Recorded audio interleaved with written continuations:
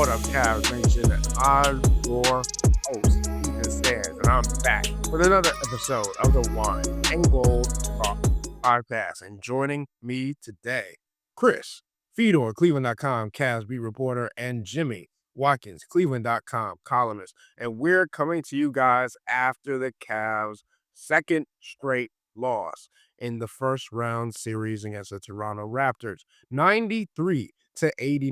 Guys, this was a slugfest, and it felt like we were back in the 60s watching a basketball game in the postseason as neither team eclipsed 100 points. This was an ugly one for the Cleveland Cavaliers, not just because they ended up losing the contest, but because they were not able to do what they've been able to do all year: create fluid offense. The Cavs shot 10 of 40 for 25% from beyond the arc, 36.8 from the field entirely. They had just 3 players score in double digits, and Donovan Mitchell scored just 20 points to lead the way. Chris, obviously you were in Scotiabank Arena. You got to feel the energy as Toronto has surged back into the series. It's now 2-2. We talked about before the series began that it might be hard for the Toronto Raptors to win one game. Not only that, they've won 2 and have now shifted home court advantage into their favor. What are you taking away from this contest and everything that you saw in the arena? Guys, this is why the Cavs are labeled soft. This is why the Cavs are labeled fragile. You're supposed to win these games, period. You have championship aspirations. James Harden has more playoff experience in his career than the entire Raptors roster does. You're up by 8, despite everything. Despite everything. The terrible offense, the good adjustments that the Raptors made, the questionable decisions by Kenny Atkinson, the trouble that the Cavs were having with some of the matchups that the Raptors were using against them on the defensive end of the floor. Despite the Cavs having one of their worst offensive performances of the entire season, James Harden being a no-show, Evan Mobley being a no-show, Jared Allen being a no-show. They were up 8, 5 minutes to go, up 8, got outscored 17-5. Can't happen. You have to show more composure than that. You have to show more poise than that. You have to show more maturity than that. That is the question about the Cavs. That will continue to be the question about the Cavs. They couldn't close it out against Indiana at times last year in the Eastern Conference semifinals, and all these different guys want to talk about different team, different personnel. Fine. But the DNA of this franchise, as of right now, is a team that is known for collapsing in the playoffs. You got to hold that lead. You're up 8 on the road with 4:55 to go. You can't give up 4 offensive rebounds. You can't go 2 of 10 from the field over the final 4:55. You can't have an 8-second violation if you're Donovan Mitchell. You can't settle for some of the shots that the Cavs were settling for down the stretch of that game. Until these kinds of things change, they're going to be continued to be labeled soft, fragile, mentally weak. And look, from physicality standpoint, they were trying to fight harder through screens, right? They were trying to set more forceful screens. We didn't have 22 usages of the word force or some variation of it. But this is also a way that you talk about the toughness aspect of it. Up here, mentally. And for a team like this, with Donovan Mitchell, with James Harden, with Evan Mobley, who has now been through playoff battles, Jared Allen, who's been through a bunch, these things were supposed to be done with. These things were supposed to be past the Cavs. Experienced teams, mature teams, don't lose games like this. You know who loses games like this? Young, inexperienced teams like the Toronto Raptors. And the fact is, the Cavs played like the immature team. The Cavs played like the team that didn't have the playoff experience. The Cavs played like a team that isn't battle-tested. Can't happen. Now, can they still win the series? Absolutely. But this was a terrible loss because of how they lost this game. Oh, by the way, in the final 2 minutes of the second quarter, third quarter, and fourth quarter combined, the Cavs were outscored 29-2. I'm with Chris. I think the Cavs can still win this series, but today is the day that I think the fan base lost hope about like anything big picture. This was, oh, okay, that's still that team.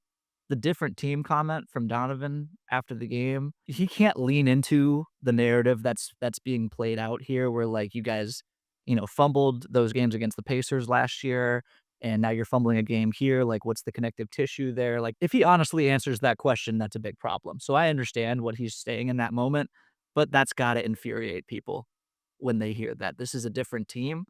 Not really. Like, yes, you have James Harden now, and you swap DeAndre Hunter for Keon Ellis, and Keon Ellis, one of our first rotation eliminations of the year for Kenny Atkinson and Dennis Schroeder. Other than that, it kind of is the same team, and a lot of the same stuff was happening tonight.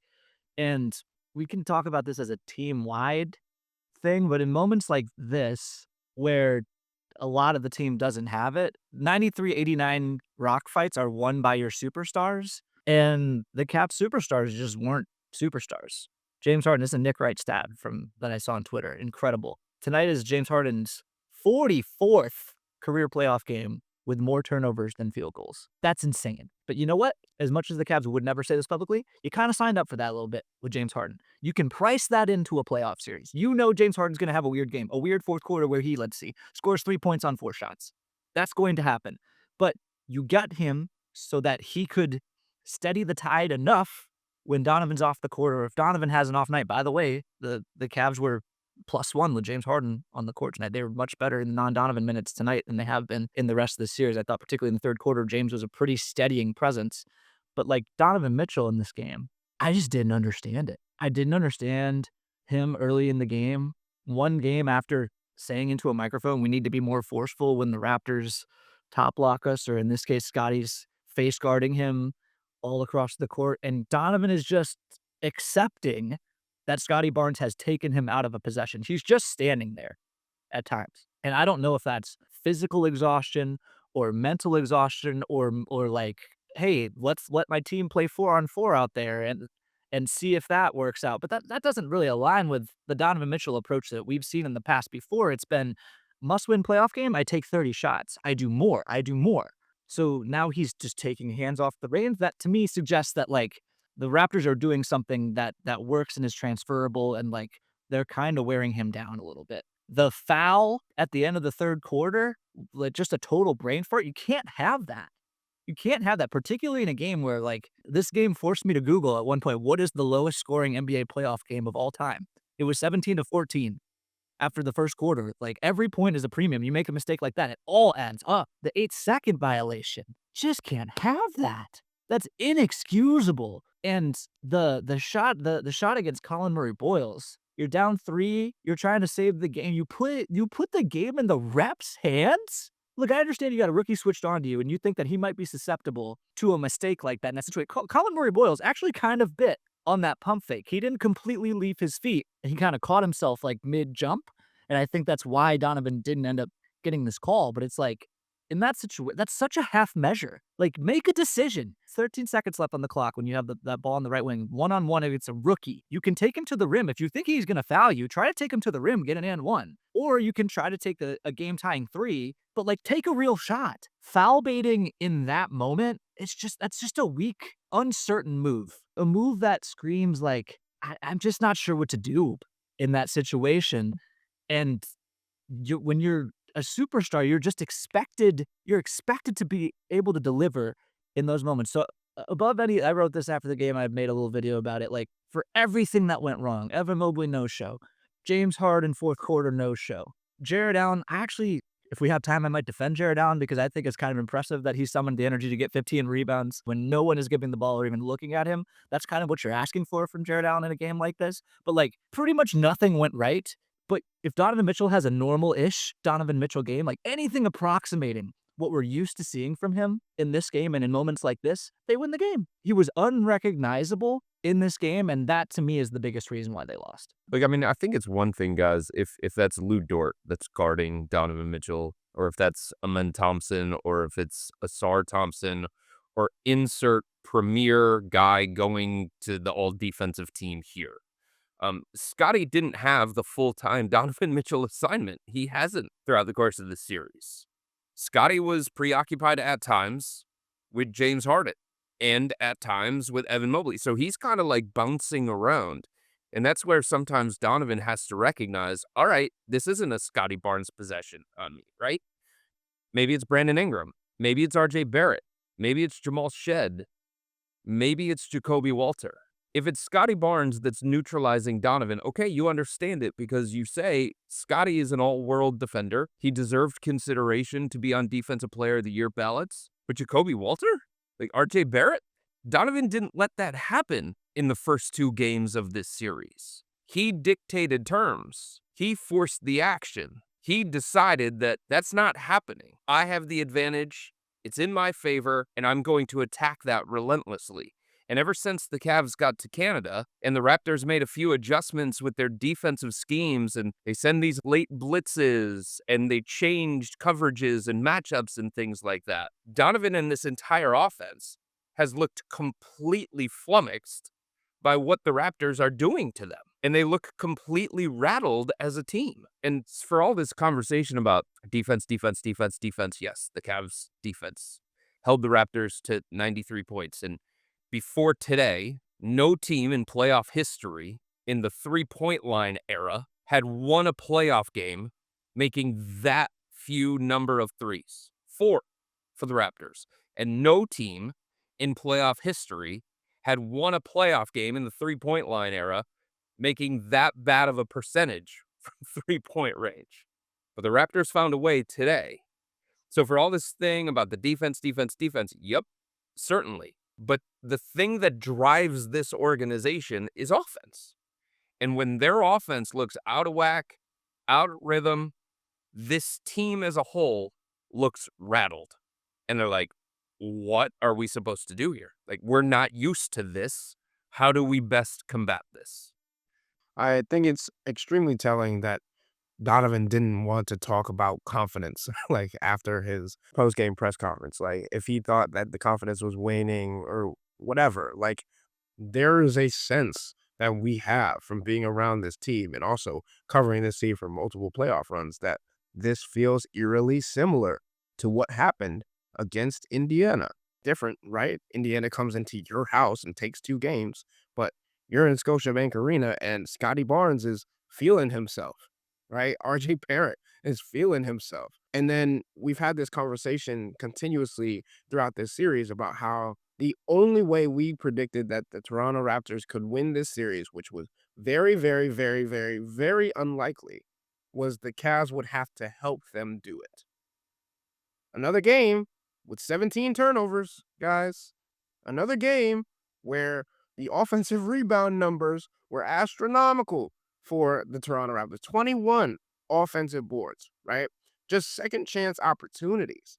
And we continuously see repeatable instances that Toronto is deploying. Not only their defensive acumen, but their lineup changes, their variations, their zone coverage, all of these different things that Toronto has been able to implement that has thrown Donovan Mitchell, James Harden, and by proxy, the rest of the Cleveland Cavaliers off their hilter. And I think when we look into the next part of this series, obviously game 5 being at Rocket Arena, we understand that the conversation we had before the series started was, well, how are the fans going to react if Toronto comes into Cleveland and goes on a run and has control and has confidence? Now they've seen them lose. The fan base has seen Cleveland lose. What is your expectation of Rocket Arena for Wednesday's game and seeing how game 5 is going to turn out and the potential ominousness that has been surrounding this team, especially after this run in Toronto? It's up to the Cavs. It's up to Donovan Mitchell. It's up to James Harden. It's up to Evan Mobley. It's up to all these guys to instill a level of confidence in this fan base and to make people believe that they can actually do this, not win against the Toronto Raptors for one game 5, but advance past this series and make an actual run at the Eastern Conference throne. It's up to the Cavs to silence the doubters. It's up to the Cavs to quiet all the noise about them being soft and fragile and not physical enough. They control that. They control that with their play. They control that with their decision-making. They control that with how flustered they look when teams start making runs against them, how flustered they look in a hostile environment. That's the other variant. So obviously, they're going to look at this series and they're going to say, okay, it's 2-2, but we're going back home. And that's what Donovan said. That's what James said. That's what Kenny said. I couldn't believe that Kenny Atkinson leaned into that as much as he did following the game. But that's all they can really say right now, is that that's the thing that is on their side, because there was nothing that they did in the 2 games here in Canada that would spark a lot of belief in this team from a big picture standpoint, right? There was nothing that James Harden did in a road hostile environment to silence all the noise about his playoff shortcomings and stuff like that. So, yeah, if the Cavs go into game 5 and they get off to this great start and they're looking different than the team that we saw here in Canada, and the offense is rhythmic and there's movement and Jared Allen's actually involved, Kenny Atkinson lets him set a screen, all of those kinds of things, if that happens early in game 5, then that's this team doing its job to ignite this crowd. But if they play like they did in the last 2 games, the 2 games here at Scotiabank Arena, then of course the crowd's going to get nervous. And of course they're going to get angsty, because this team in those situations behaves like that. It's not the fans that do, it's the team that does. And then the fans react to that behavior from the team. That's how this goes. Yeah, the first 5 minutes are gonna be really interesting in that game because if the Cavs don't bring it, there will be boos. This is about as angry as I've seen. I mean, via like Twitter and like my phone, like having a 10-minute vent session with my mother on the way to getting Chipotle after the game. Like, this is about as angry as the Cavs fans in my life have been at this team in a while. It's very much like it's a 2-2 series, and it felt like they lost. They're eliminated now. Because again, I feel like this is a day that people were looking for. This game was all about like, so are you really different? Have you really evolved mentally? Has the James Harden trade fundamentally changed this team's outlook the way you say it have and that we think it has, that we hope it has?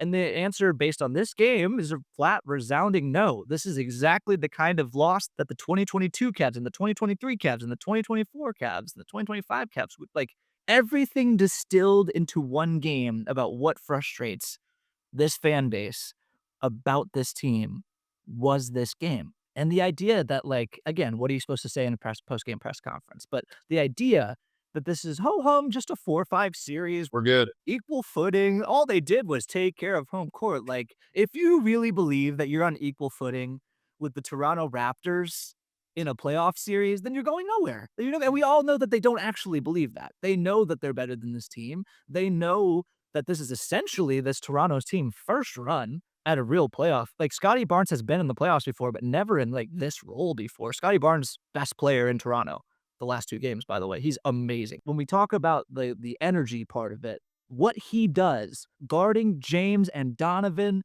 up and down the court, and then not just doing it offensively, the way he does it offensively. Like, for Scottie to score, he has to sprint up the court with the ball in his hands and run his head into a big man's chest.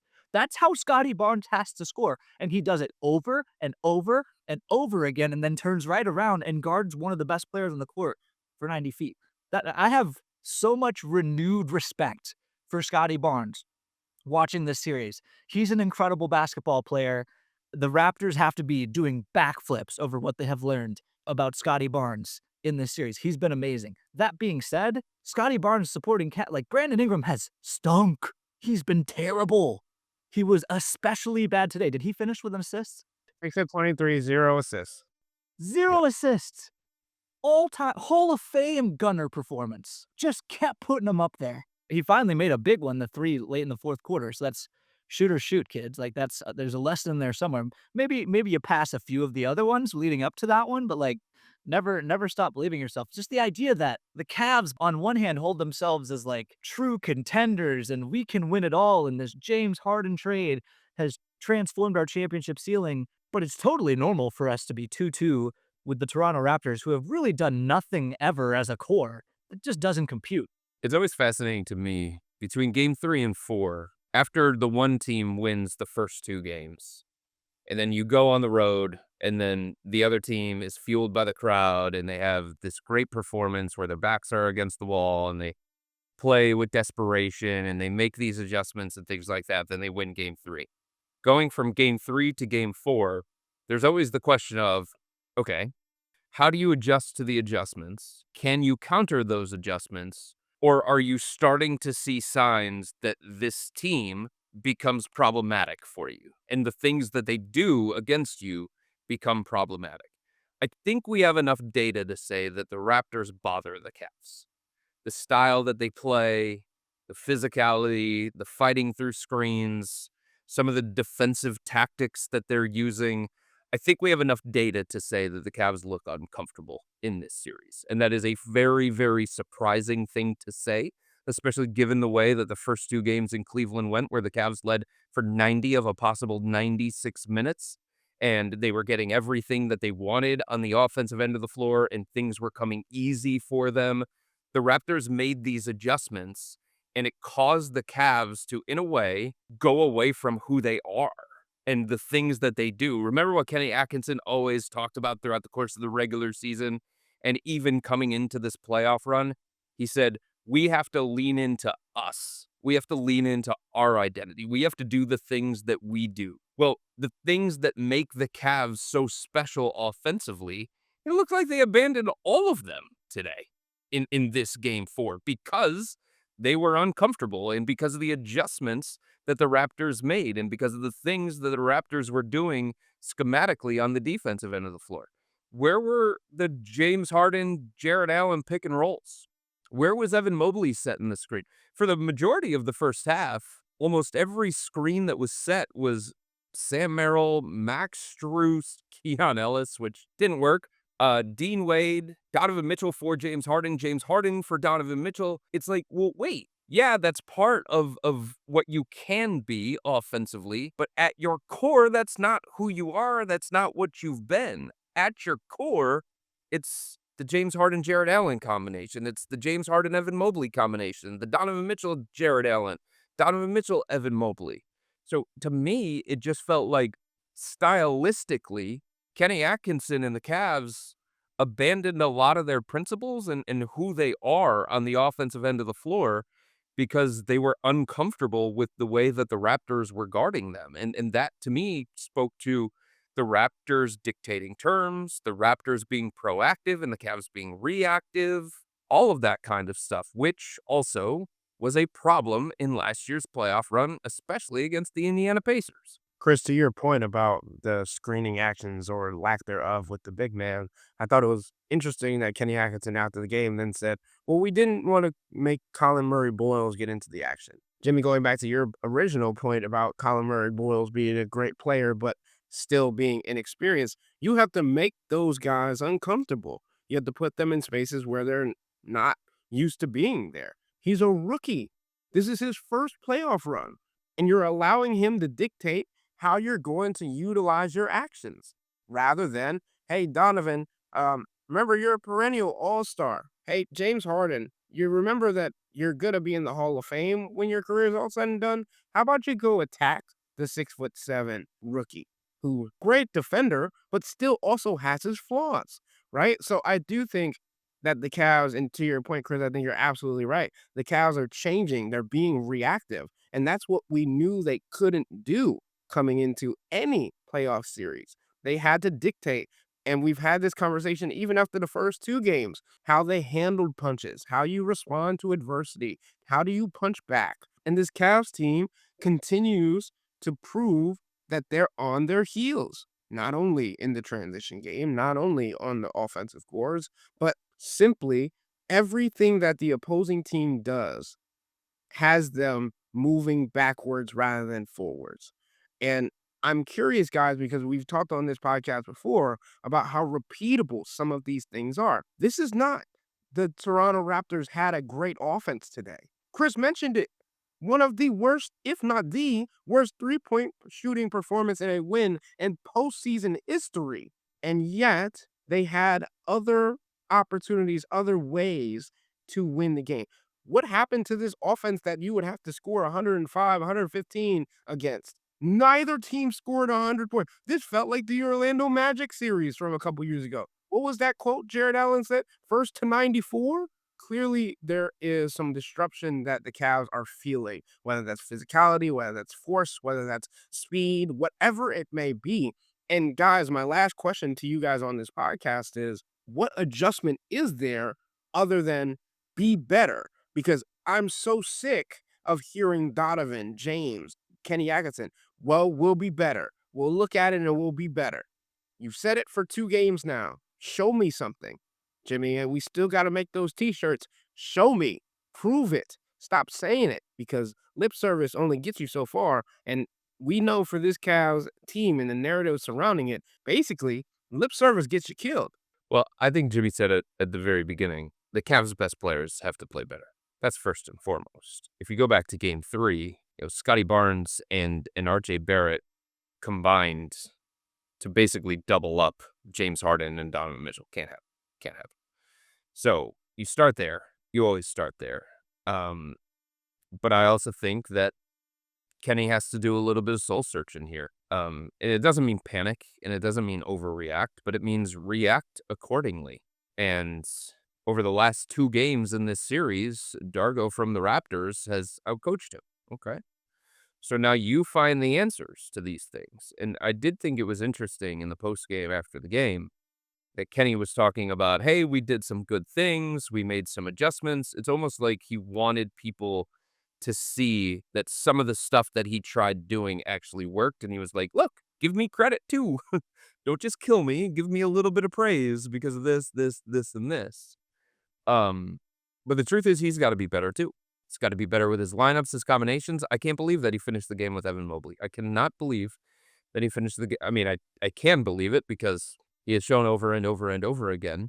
But I thought when there were kind of like 4 minutes left-ish or so, and Jared Allen was still on the floor, I was like, okay, I'm going to make a note of this just in case. And then Evan Mobley comes off the bench and he goes in the game. But Evan wasn't as effective as Jared. So he's got to make better calls that kind of way. He's got to find better counters for what this offense can do against the things that the Raptors are doing defensively. We talked about it the other night following Game 3. Top blocking, that should not be a playoff chess move that leads to checkmate. Like, what are we talking about? Every freaking team in the NBA top blocks. And it's become this catchphrase because the Raptors did it against the Cavs and it looked like they saw the boogeyman. And the Cavs have been doing that for the first 2 games of the series. Dean Wade had been top blocking and taking away Brandon Ingram. And you know who figured out a solution? The Toronto Raptors. You know who's back in this series with a 2-2 series tie? The Toronto Raptors. The other thing, the first play of Game 3, the Raptors have Donovan top locked, and James Harden just throws a little overhead pass to Donovan, like, oh, layup. So easy. I do think, to that point, though, another subtle little thing that Kenny said in his post game that was maybe directed at his 2 superstars, but it pertains to this, is like, take the singles, take the easy stuff. He can help them by implementing more pick and roll stuff, because the Cavs offense is never easier than it is when James and Jarrett pick and roll is humming and Evan and Jarrett are both getting downhill, particularly when only one of them is on the court. That's a layup, low-hanging fruit action for the Cavs, because they can have, with certain lineup combinations, they can have the Raptors spread out really far, and it gives the big men a lot of room to operate in space to get downhill. But, like, top blocking is not the end-all be-all, and there are some schematic adjustments to do that, but part of that involves, like, you just have to work harder off the ball. That's exactly right. It goes back to, again, what Donovan said after Game 3. Like, we have to play with more force when that happens. Okay, do that. James and Donovan, it's no secret, are not Steph Curry off the ball. They don't like to run around through 1,000 screens and come get the ball that way. They like to have the ball. They like to orchestrate. They're comfortable that way. Playoff series force you to get comfortable being uncomfortable. Do some more back cutting. Work off of each other that way. Don can look for James in those situations. James can look for Don in those situations. You can overcome that. But I keep coming back to, like, why are you not doing that? Is it because you can't or because you don't want to? Those are basically the 2 possibilities for me. Either way, that's not an acceptable answer. If you can't, now we're having the conditioning conversation again. The Cavs supposedly spent this entire season preparing for this kind of style of play that dogged them in the Pacers series last year, and they would not, they didn't want to have that happen again. Donovan Mitchell came in at media day and said he's in the best shape of his career. Kobe Altman saying we have to hold him back, all that sort of stuff, right? So it better not be that. If you don't want to, well, now we're on another, like, how far are you willing to go to win? Like, it doesn't make sense to me that the adjustment is so simple and it's not being made. Yeah, and that's why I asked Donovan after the game, guys. I asked him about, he's been talking so much about this team's growth mentally. So how do you feel about where you guys are at for the remainder of this playoff run? Because I think that's it. Like what you were talking about there, Jimmy. Teams are going to try and make you uncomfortable. How do you respond to that? How do you handle that? Teams are going to try and take away some of the best stuff that you do offensively, some of the stuff that you want to do offensively. How do you handle that? How do you react to that? How do you respond to that? And it looked like at times James was like, I just don't want to deal with this. It did. There were times that he got pushed to the ground, he got up, and then Scottie Barnes or whoever it was standing right next to him, and he's like, Donovan, go. Just go. I don't want to deal with this. I don't want to work that hard for 48 minutes just to generate some semblance of a quality shot. And I think that's the mental thing that Donovan's talking about. That's just one example, and we can go through other Cavs players that the same thing has happened. Jarrett Allen had a deep steal. Dennis Schroeder was bringing the ball up the floor. It was an advantageous matchup for Jarrett Allen. Dennis Schroeder just ignored him, and Jarrett threw his arms up. But it's those kinds of things, right? Now all of a sudden you're uncomfortable. Now all of a sudden you're feeling pressure. Now all of a sudden Toronto has your attention. Are you willing to work as hard as you need to on the offensive end of the floor to consistently generate quality offense? Are you willing to fight through that screen? Are you willing to set multiple screens, whatever it takes? And that's the mental thing that Donovan continues to talk about. And I think the troubling sign for this Cavs group is when they start to feel pressure, when they start to be uncomfortable, the body language changes, the force that they play with changes, the attention to detail wanes, and they just look like they're not as mentally invested in doing whatever it takes on a possession to possession basis. That's just what it looks like. And that's going to have to change going into game 5. Because again, there is a reputation that this team has.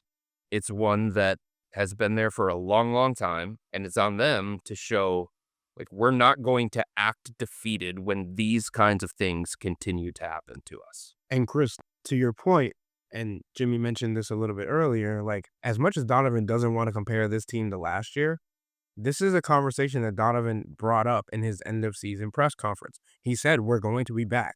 We're going to be better. How do we respond to all of this? How do we use all of this, right?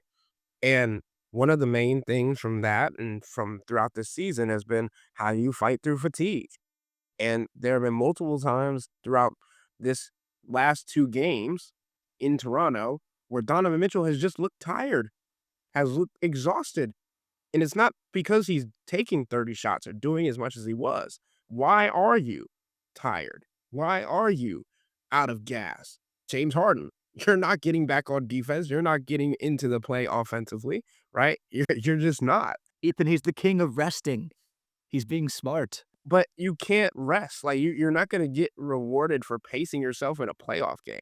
This is when you burn the oil. Not to bring LeBron into this, but after the Lakers went up 3-0 against the Houston Rockets in a series that nobody thought that they were going to be in, LeBron is asked by the sideline reporter, how you feeling? Do you feel good? And LeBron goes, no, I don't feel good. This is when you're not supposed to feel good. It's playoff basketball.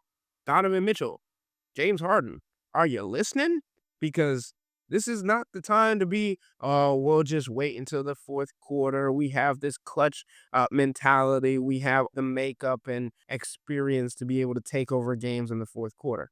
James Harden, where'd you go in the fourth quarter? Hello? Did we miss the messaging? Because he wasn't there in the clutch. Donovan Mitchell, 12 of your 20 points came in the fourth quarter. Sorry, you had 8 points for the remainder of the game. You can't just flip it on. Sam Merrill had the same amount of points in the fourth quarter as Donovan Mitchell with 12. I think you could argue that Sam Merrill was the best player in tonight's game for the Cavs. All in that to say, we knew coming into this season, the entire 82-game grind, Max Strus said it explicitly in his end-of-season press conference last year. We need to get mentally tougher. That's why you got the veteran leadership. That's why you got the maturation. That's why you got everybody saying these things. But again, Jimmy put it on a t-shirt. You need to show me. You need to prove it. And you haven't on a consistent basis to the point we're having this conversation after game 4 with the question mark of, is this going 6, 7 games? Or are we just going to have the Toronto Raptors moving on to the second round because they get to go back to Scotiabank Arena with a 3-2 series lead? And historically, Jimmy, you mentioned this, the Cavs are not a good road playoff team. All the confidence, all the momentum, even though it's only game to game, has transferred into Toronto Raptors corner. I think the Cavs need everything that Rocket Arena is going to bring them for game 5. And I think they need Donovan Mitchell and James Harden to play like they are all-star superstars. James Harden keeps saying, I haven't had a good game yet. Well, we're waiting. And I think the Cavs need it now more than ever. I do think the Raptors have a sense of belief coming off of these 2 games. Now, you could sit there and you could say that's a false sense of hope. But after the first 2 games, I was talking to people inside the Toronto Raptors organization, and they were wondering out loud, how many games are we going to get? Are we going to get 1? But you feel the Raptors believing more and thinking that they have found some of these solutions, right? Thinking that they have found some of these answers, thinking that some of the adjustments and some of the counters that they have made have been really, really successful for them. And they have a right to believe that because they have. And I think after the Cavs lost game 3 and they unraveled late in the game in game 3, I think it's fine to say, we're good, sky's not falling, still confident, yada, yada, yada. But after unraveling again, after everything that happened in the final 5 minutes, it was kind of bizarre to me and maybe a little bit troubling that they had that same kind of happy-go-lucky attitude after this one of, we're good, we're going to watch the film, going to figure it out, we're going to go back home. They did what they were supposed to do. Now we have to go home and protect home court. One unraveling. Sure, I get it. Back-to-back unravelings, back-to-back collapses in the fourth quarter. I would have liked to hear from a Cavs perspective that they were taking it a little bit more seriously, that they were ready to look at themselves in the mirror and say, all right, these things got to be fixed. We can't continue to run into these same problems. We can't continue to show this kind of late game pressure moment immaturity. I mean, you've just straight up run out of gas in 2 straight fourth quarters. And if you want to go further than that, like the last 4 or 5 playoff losses for this team, kind of a different team, I guess, 3 to 5 different players, but like the majority of the same core, that's what keeps happening. These teams that employ the strategy of we think we can wear you down over the course of a game, they keep doing it. That persistent theme should be sounding alarm bells. And like, to me, one of the hallmarks of this era of Cavs hoops has been like, it's a disproportionate reaction to like the seriousness of what's happening here. The series is obviously not over. I still think the Cavs are going to win this series. I still think they can win the next series because Orlando and Detroit are slugging the snot out of each other over there, and neither of those offenses are particularly impressive. But like, you guys realize that, like, assuming you like your teammates, you guys realize that if you lose this series, everyone is getting traded and or fired. Like, basically everyone. And it's just a 4-5 series, man. Like, competitive, back and forth, got to manage the swings, just got to protect home court. Like, no, this team likes to say they hold themselves to a higher standard. It doesn't seem like you're doing that right now. It doesn't seem like you're recognizing the seriousness of the situation. Is that because you don't recognize it, or is that because you don't want to acknowledge the severity of it? Either way, I don't like the answer. Agreed. And something has to change, whether that's coaching philosophy, whether that's adjusting on the fly, whether that's being more forceful, whether that's being more aggressive with top blocking. Something needs to change because we went from, game 3 is an anomaly. They needed a lot of things to happen, X, Y, and Z for the Toronto Raptors to get a win to, hey, they could definitely do that again. Technically, it was back-to-back anomalies. Fair, but maybe we'll see if game 5 is the next one. But with all that being said, that'll wrap up today's episode of the Wine and Gold Talk podcast. And remember to become a Cavs insider and interact with Chris, me, and Jimmy by subscribing to Subtext. Sign up for a 14-day free trial or visit cleveland.com/Cavs and click on the blue bar at the top of the page. If you don't like it, that's fine. All you have to do is text the word STOP. It's easy, but we can tell you that the people who sign up stick around because this is the best way to get insider coverage on the Cavs from me, Chris, and Jimmy. This isn't just our podcast, it's your podcast. And the only way to have your voice heard is through Subtext. Y'all be safe. Thank you for joining us. We out.